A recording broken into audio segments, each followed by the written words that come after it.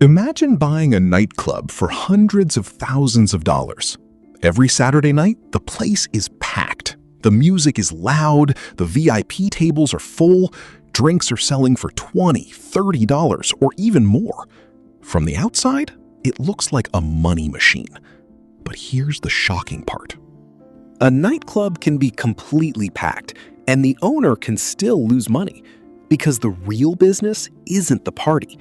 It's the economics happening behind it. Rent, labor, security, inventory, licensing, marketing. And one empty Wednesday night can change the entire equation. So if you think owning a nightclub is just about selling expensive drinks, you're about to see how the business really works. When most people walk into a nightclub, they see the obvious things: music, lights, drinks, dancing, crowds. But an owner sees something completely different. Revenue per customer, revenue per table, revenue per square foot, and most importantly, cost per night. The US bars and nightclubs industry employs hundreds of thousands of people. IBS World estimated approximately 448,404 employees in the US bars and nightclubs industry in 2025. That means every busy nightclub is essentially operating a small company inside a building. Bartenders need to be paid, servers need to be paid, security needs to be paid, managers need to be paid, DJs and performers may need to be paid. The building needs electricity. The business needs insurance. And depending on the location and business model, there can be significant licensing and regulatory costs. So before the first customer even walks through the door, the meter is already running. Here's where nightclub economics gets interesting. You might think the business is simply buy alcohol, sell alcohol, make money. But that's not the real model. A nightclub is selling something much harder to measure: an experience. A customer isn't paying only for what's inside the glass. They're paying for the environment, the music, the atmosphere, the location, and the feeling of being part of something. That's why two drinks containing similar ingredients can have dramatically different prices in different environments. The economics aren't just about the liquid. They're about where and how it's sold. But there's a catch. A $20 drink isn't $20 of profit. From that revenue, the business still has to cover inventory, payroll, rent, credit card processing, taxes, security, marketing, and dozens of other expenses. That's why revenue can look enormous, while actual profit is surprisingly small. Now, imagine your nightclub can legally and safely accommodate 500 customers. That number creates something incredibly important: a hard limit. You can't sell the 501st person a spot inside if you're already at capacity. And that's why nightclub owners obsess over one concept: how much money can each customer generate? This is where VIP tables become important. One customer standing at the bar might spend $50 over several hours. Another group might reserve a VIP table with a substantial minimum spend. Same building, same night, but very different revenue.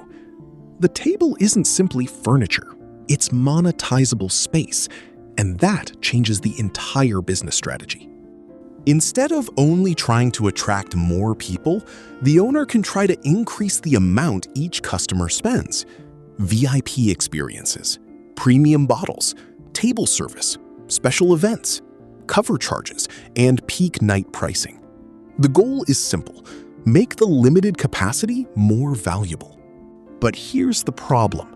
Saturday night doesn't happen every night. Imagine your nightclub is packed on Saturday. Then Sunday arrives. The crowd gets smaller. Monday is quiet. Tuesday is quieter. Wednesday might be almost empty. But the rent didn't disappear. Your insurance didn't disappear. And many of your operating costs didn't suddenly become zero. This creates one of the most dangerous characteristics of nightlife. Demand can be extremely uneven. A business may generate a huge amount of its revenue during a relatively small number of peak periods. That's why experienced operators don't only ask, "How much money did we make Saturday?" They ask, how do we make the entire week economically sustainable? That might mean hosting different types of events, targeting different customer groups, creating weekday promotions, partnering with local businesses, or changing the concept depending on the night. Because an empty room isn't just quiet, it's unused earning capacity. Now, let's imagine a hypothetical nightclub generates $100,000 in monthly sales. Sounds fantastic, but let's stop there. Sales aren't profit. Suppose, purely as an illustration, the business spends $25,000 on payroll, $20,000 on rent and occupancy, $15,000 on inventory, and another $10,000 on security, entertainment, marketing, utilities, and other operating expenses. That's already $70,000, and we haven't accounted for every possible expense. There can still be insurance, repairs, taxes, payment processing fees, professional services, licensing costs, unexpected equipment failures, inventory losses, and other expenses specific to the venue. So that impressive $100,000 revenue number can shrink very quickly. And that's why you should never evaluate a nightclub simply by asking, how much does it make? The better question is, how much does it keep? And that's a completely different question. Now, let's say you've watched all of this, and you're still thinking, I want to buy a nightclub. Then the first thing you need to understand is this. You're not just buying a party, you're buying a business system. You may be taking over a lease, equipment, inventory, employees, supplier relationships, a brand, a customer base, existing contracts, and potentially licenses or permits, depending on the location and transaction. The U.S. Small Business Administration recommends that buyers of existing businesses examine items such as contracts, leases, cash flow, and inventory as part of the due diligence process. And this is particularly important in nightlife, because a beautiful nightclub can be a terrible investment, while an ugly-looking venue with strong customer demand and healthy cash flow could be much more valuable. The building doesn't make the money, the operating model does. Now, let's talk about one of the most important numbers in the entire business: break-even sales. Imagine a hypothetical nightclub has $70,000 of monthly costs that need to be covered. And after variable costs, every dollar of sales contributes 50 cents toward those costs.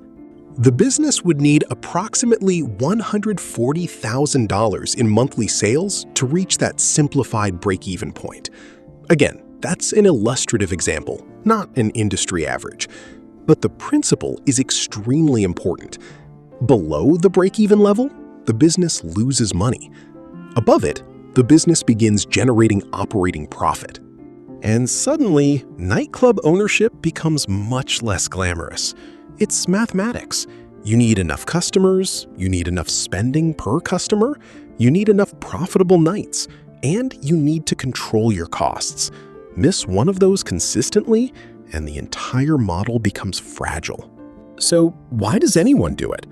Because the model can work extremely well when the pieces fit together. The physical space is limited, but the owner can influence the revenue generated from that space. Imagine the same nightclub, same building, same capacity, but better marketing brings in more customers. Better service increases average spending. VIP tables increase revenue per square foot. Special events increase demand on slower nights. And better purchasing reduces waste. The building hasn't changed, the economics have. This is a concept you'll see across many industries. Hotels sell rooms, airlines sell seats, stadiums sell capacity, and nightclubs sell access to a limited physical experience. When capacity is constrained, pricing and utilization become incredibly important. But there's another part of the business that's easy to underestimate: psychology. People don't always spend money in a nightclub the same way they spend money at a supermarket. The environment changes behavior.